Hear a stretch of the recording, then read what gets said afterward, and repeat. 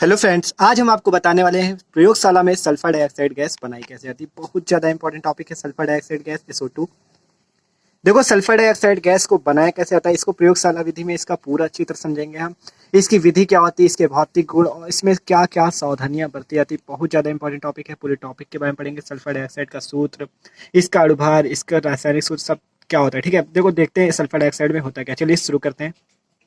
देखो, sulphur dioxide में जो हमारा होता है, सल्फर डाइऑक्साइड में तो सल्फर डाइऑक्साइड का जो सूत्र होता है वो होता है SO2। सल्फर डाइऑक्साइड का सूत्र क्या होता है, फार्मूला जो होता है वो होता है SO2। अणु सूत्र इसका होता है SO2 और इसका अणुभार कितना होता है 64। देखो कैसे हो जाएगा, सल्फर का जो होता है अणुभार वो होता है 32 और ऑक्सीजन का होता है 16। तो दो लगा इसलिए दो का गुणा हो जाएगा यहाँ पे।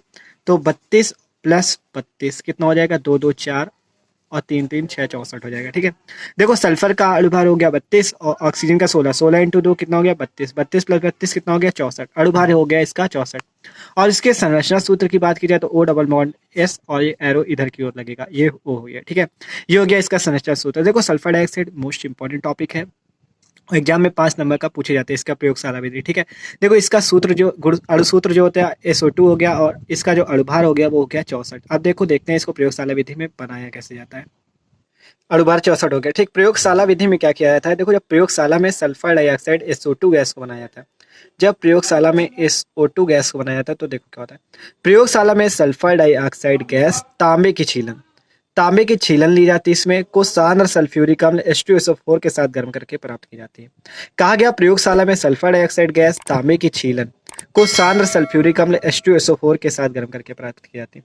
अब देखो जैसा कह रहा हम उससे कर रहे हैं। देखो, प्रयोगशाला में क्या हो गया, सल्फर डाइऑक्साइड गैस जो SO2 गैस है वो कैसे प्राप्त की जाती है, तांबे की छीलन। हमने ले लिया तांबे की छीलन Cu। ठीक है, तांबे की छीलन ले लिया और इसमें मिलाया क्या चीज, H2SO4 मिला दिया।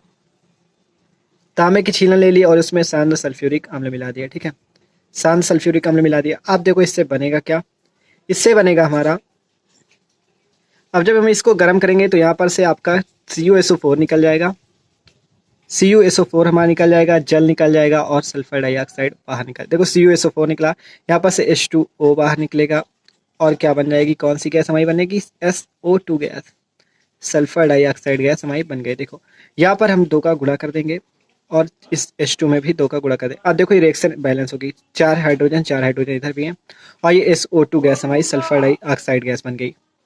देखो क्या किया गया, प्रयोगशाला में सल्फर डाइऑक्साइड गैस कैसे बनाई गई। पहले हमने लिया तांबे के छीलन जो कॉपर हो गया Cu, इसे लिया, फिर H2SO4 इसमें मिलाया। ठीक है, जिससे CuSO4 आपका बाहर निकल गया, यहाँ पर से H2O आपका बाहर निकल गया और SO2 सल्फर डाइऑक्साइड गैस आपकी बाहर निकल गई। ठीक है, बहुत आसान रिएक्शन। देखो कॉपर की हमने H2SO4 से रिएक्शन की, क्या किया फिर से एक बार देख लो।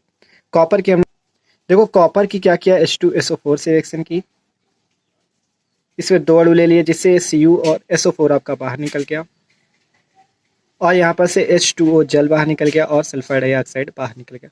अब देखो देखते हैं इसकी विधि में क्या होता है, इसको कैसे बनाया जाता है। देखो देखते हैं। देखो प्रयोगशाला विधि में इसकी क्या होता है। देखो ये हो गई थी, इसमें मोस्ट इंपॉर्टेंट टॉपिक है ये। और देखो देखते हैं इसमें क्या होता है।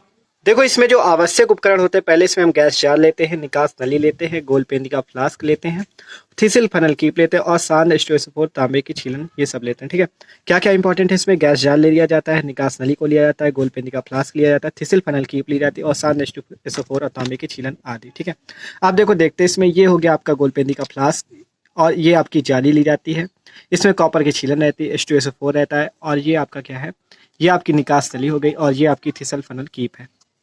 देखो क्या किया हमने इसमें हमने लिया, ये आपका थिसल फनल कीप ले ली, ये फ्लास्क ले लिया, इसमें सांद्र H2SO4 और कॉपर की छीलन भरी, ये जाली हो गई आपकी और ये हो गया आपका गैस जार, इसमें बनती है SO2 गैस। ठीक है, आप देखो इसमें क्या होता है।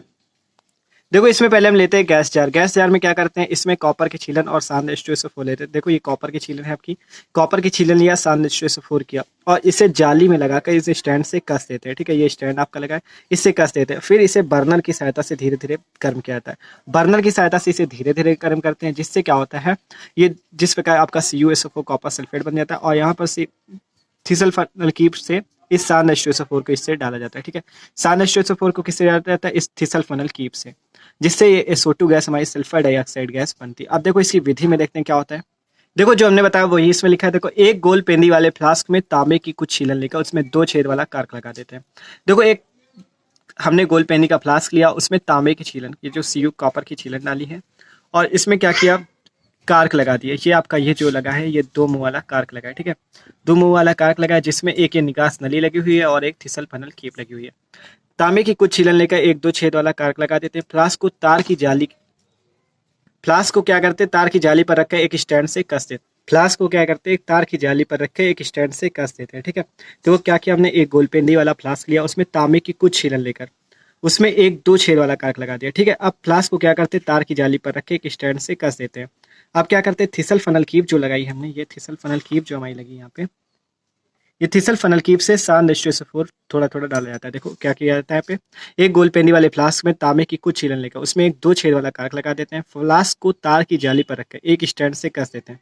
अब थिसल कीप द्वारा सान H2SO4 अम्ल को धीरे धीरे फ्लास्क में इतना डाला जाता है, मतलब ये जो H2SO4 है इस थिसल फनल कीप से डाला जाता है, इतना डालते हैं कि कॉपर की छीलन जो हो अम्ल इस H2SO4 अम्ल से पूर्णतः ढक जाए, H2SO4 अम्ल में पूरा ढक जाए, ठीक है। और जिससे क्या होता है, अम्ल में पूर्णतः ढक जाए तथा थिसल फनल कीप जो है इसका निचला सिरा जो होता है अम्ल में डूब जाता है।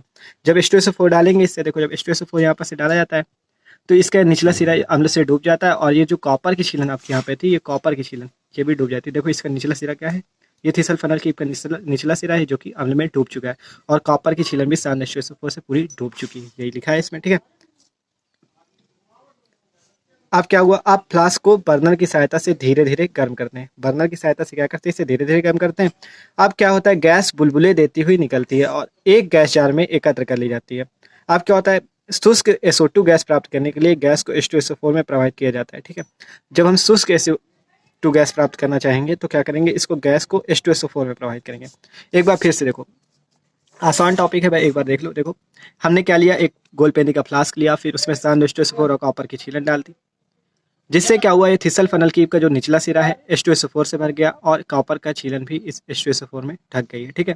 ये जाली लगी है जो कि स्टैंड से कसी हुई है, यहाँ पे गैस जार है, इस गैस जार में आपकी SO2 गैस आ जाती है और क्या होता है, बुलबुले देती हुई बन जाती है इसमें, ठीक है, गैस जार में। देखो क्या यही लिखा है, एक गोल पेंदी वाले फ्लास्क में तांबे की कुछ छीलन लेकर उसमें 1-2 छेद वाला कार्क लगा देते हैं। फ्लास्क को तार की जाली पर रखकर एक स्टैंड से कस देते हैं। अब थिसल कीप द्वारा सान H2SO4 को धीरे धीरे फ्लास्क में इतना डाला जाता है कि तांबे की जो छीलन होती है अम्ल से पूर्णतः ढक जाती है। थिसल कीप का निचला सिरा क्या होता है, अम्ल में डूब जाता है। अब फ्लास्क को धीरे धीरे बर्नर की सहायता से, जो बर्नर लगा था आपका, ये जो बर्नर है इसकी सहायता से धीरे धीरे गर्म करते हैं, ठीक है, धीरे धीरे गर्म करते हैं।